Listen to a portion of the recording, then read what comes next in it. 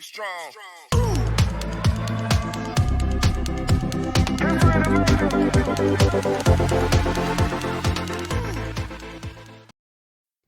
Good morning everyone, welcome to my blog. कैसे हैं आप सब? आई होप सब बहुत अच्छे से होंगे, बहुत मज़े में होंगे।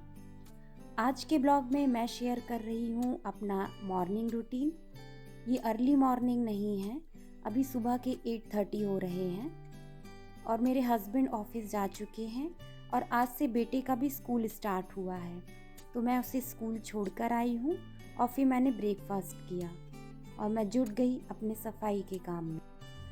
आज कई महीनों के बाद हनी स्कूल गया है तो वो काफ़ी एक्साइटेड था और मैं भी बहुत हैप्पी थी कि अब मैं अपना काम इत्मीनान से कर पाऊँगी।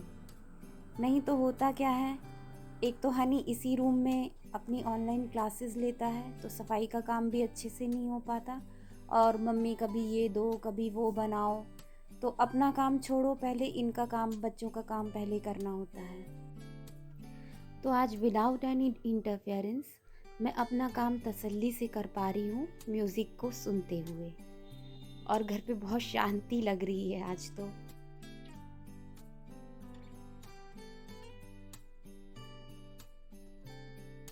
तो ये मेरा डेली का काम है। इनके ऑफिस जाने के बाद सबसे पहले मैं ब्रेकफास्ट करती हूँ और उसके बाद सफाई के काम में लग जाती हूँ।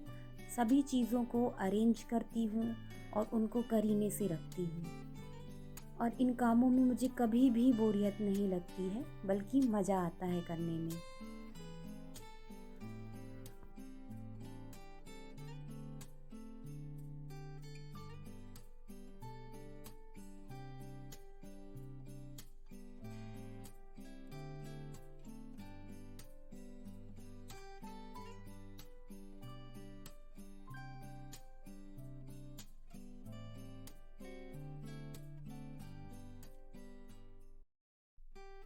ये मेरी चेयर बहुत ही लाइट वेट है, तो जब भी मुझे सफाई का काम करना होता है इन्हें मैं ऐसे उठाकर ऊपर रख देती हूँ, फिर आराम से मैं झाड़ू पोछा करती हूँ।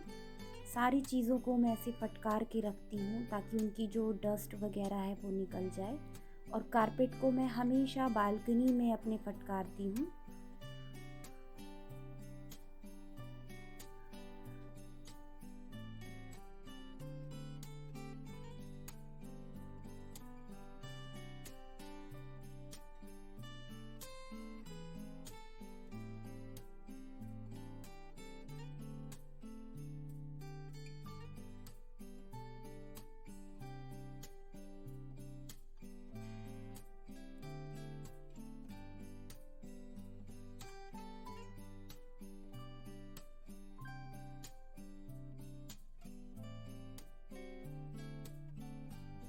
तो मेरी हाउस हेल्पर सिर्फ बर्तन धोने का काम करती हैं, सफाई का काम मैं उनसे नहीं करवाती हूँ, सफाई का काम मैं खुद करती हूँ। हमारा घर बहुत छोटा है, इसीलिए मुझे सफाई के काम में उनकी ज़रूरत नहीं पड़ती है।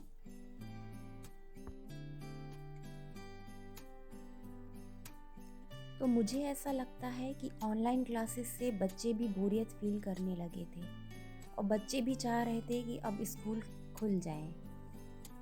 तो आज तो हनी भी मुझे बोल के गया है कि मम्मी आज खुश तो बहुत होगी आप।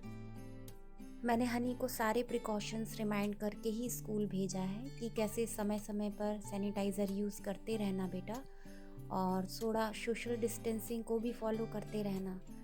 तो हनी ने भी कहा है कि हाँ मम्मी, मैं सारे प्रिकॉशंस आपके याद रखूँगा और उन्हें फॉलो भी करूँगा। तो ये शायद अपने सेटिस्फेक्शन के लिए बहुत ज़रूरी है, बच्चों को याद भी दिलाना पड़ेगा कि उन्हें कैसे इन सब चीज़ों को, रूल्स को फॉलो करना है। तो यहाँ मैंने शूज़ और सैंडल्स को अच्छे से झाड़ के उन्हें शू रैक में रख दिया है, और इस तरह मेरा सफाई का काम भी कंप्लीट हो गया है और मैं आ गई हूँ अपना डस्टिंग का काम करने के लिए। तो इस तरह सूखे कपड़े से मैं डस्टिंग का काम करती हूँ।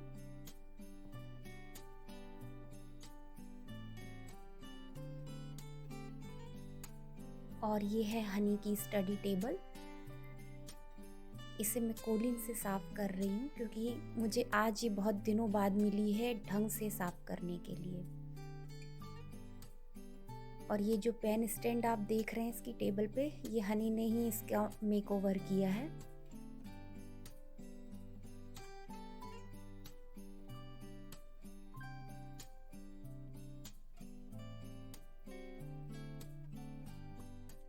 तो झाड़ू और डस्टिंग करने के बाद मैंने पोछा भी फेर दिया था, और पोछा फेरने के बाद जब वो सूख गया तो मैंने इस तरह कारपेट और सारी चीज़ें जगह पे अरेंज कर दी हैं।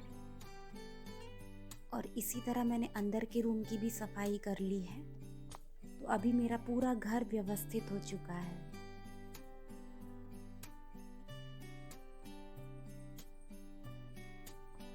सफाई का काम करने के बाद मैंने बात लिया और मैं सीधा आ गई हूँ पूजा करने के लिए। तो आज बसंत पंचमी है। बसंत पंचमी की आप सभी को बहुत सारी शुभकामनाएं।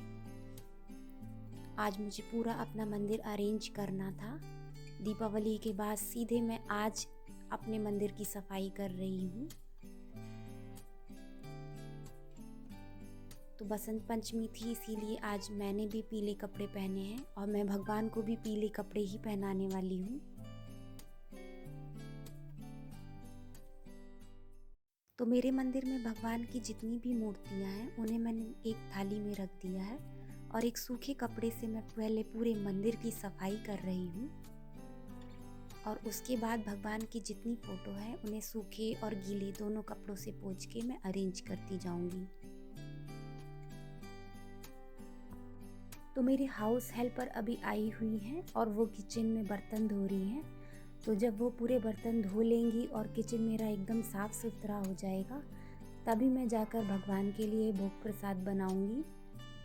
तो तब तक मैं ये मंदिर पूरा अरेंज कर लेती हूँ।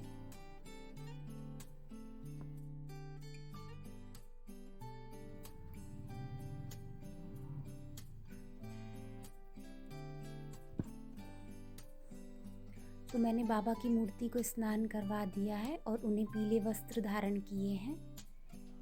और अब मैं बाबा का श्रृंगार कर रही हूँ। मेरे पास सरस्वती माता की फ़ोटो तो नहीं है, परंतु हाँ दुर्गा जी की फ़ोटो है। और मैं सब कुछ भगवान को एक मानते हुए बाबा को ही सब समर्पित कर देती हूँ। तो ज़्यादा बड़ी पूजा करनी तो मुझे आती नहीं है, बस मैं इसी तरह रोज़ ऐसी ही छोटी पूजा करती हूँ। और आप देख रहे होंगे कि आज बसंत पंचमी है, पर मेरे पास मैं पूजा के फूल लाना भी भूल गई थी। लेकिन चलिए, भगवान तो भाव के भूखे होते हैं, तो वो इस तरह ही मेरी पूजा स्वीकार करें। और मैं भोग प्रसाद भी बाबा को ही समर्पित करूँगी। तो अभी मैंने बाबा को दिया नहीं लगाया है। भोग प्रसाद बनाने के बाद ही मैं दिया और आरती करूँगी। तो इस समय मैं आ गई हूँ भोग प्रसाद बनाने, और आज मैं बनाऊँगी बेसन का हलवा। तो यहाँ मैंने 1 कप पानी एक पैन में गर्म होने के लिए रखा है।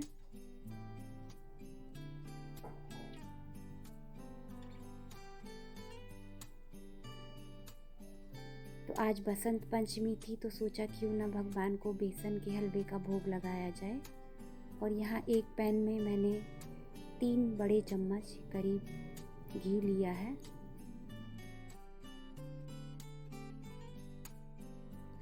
बेसन का हलवा बहुत जल्दी बनने वाली रेसिपी है और मैं इसे अक्सर बनाती हूँ, और जब गणपति जब हम बिठाते हैं तब तो इसे मैं ज़रूर बनाती हूँ।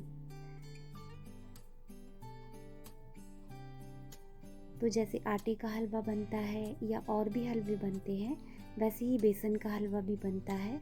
बहुत ही कम इंग्रेडिएंट्स लगते हैं और बहुत ही जल्दी तैयार हो जाने वाला ये हलवा है।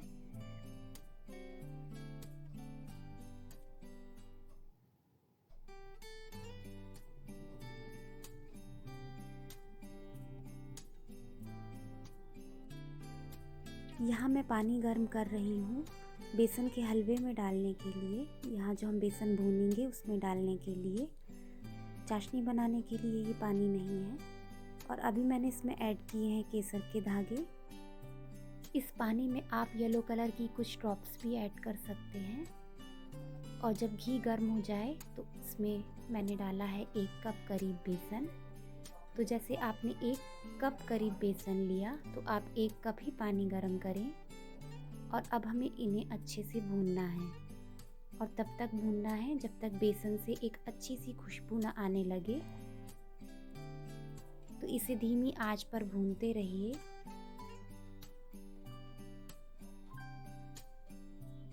जब बेसन थोड़ी देर भुन जाए तो अब मैं इसमें ऐड करूँगी 2 चम्मच करीब दूध।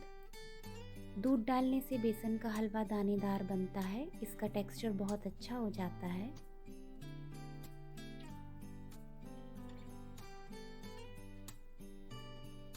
अब मैं इसमें ऐड करूँगी 1 छोटी कटोरी करीब चीनी और चीनी को हमें इसी स्टेज पर डालना है और बेसन के साथ ही भूनना है, जिससे चीनी कैरमलाइज्ड होगी और बेसन के हलवे का टेस्ट बहुत ही सुपर हो जाएगा। इस मेथड को आप एक बार ज़रूर ट्राई कीजिए, आपका बेसन का हलवा बहुत अच्छा बनने वाला है। और अब मैं इसमें पानी को धीरे धीरे करके ऐड करूँगी। पानी को धीरे धीरे करके डालें ताकि बेसन के हलवे में लम्स ना पड़े। और बस हमारा हलवा तैयार है। इसे मैंने बादाम की कतरनों से गार्निश किया है। तो भोग प्रसाद लेके मैं आ गई हूँ अपने मंदिर में अपनी पूजा पूरी करने और यहाँ मैंने दिया लगा दिया है भगवान को। तो ये जो भी त्योहार होते हैं, हमारे सारे त्योहार हमारी संस्कृति का एक हिस्सा हैं और जब भी हम इन त्योहारों को अपने घर में मनाते हैं और उनसे रिलेटेड कोई भी पकवान बनाते हैं, जैसे बसंत पंचमी में हम कुछ पीला भगवान को चढ़ाते हैं, पीला भोग लगाते हैं, चाहे वो बेसन का हलवा हो या मीठे चावल हो, या होली में हम गुजिया बना के चढ़ाते हैं। तो हमारी आगे आने वाली पीढ़ियां भी सीखती हैं कि किस तरह से ये त्यौहार हमारी संस्कृति का एक हिस्सा है और हमें इन्हें किस तरह से मनाना चाहिए। तो मैंने भगवान को भोग लगा दिया है और अब मैं भगवान की आरती कर रही हूँ। और इस तरह से जो भी मुझसे भूल चूक हो गई हो तो भगवान उसे क्षमा करें। पूजा के अंत में तो हम भगवान से यही प्रार्थना करते हैं कि जो भी भूल चूक हमसे पूजा में हुई हो उसे भगवान क्षमा करें। तो इस तरह से ही मेरी पूजा संपन्न हुई आज की।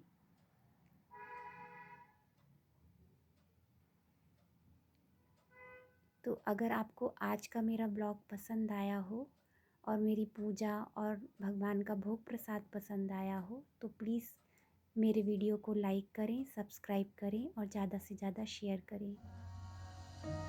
मिलते हैं नेक्स्ट वीडियो में, तब तक के लिए बाय बाय।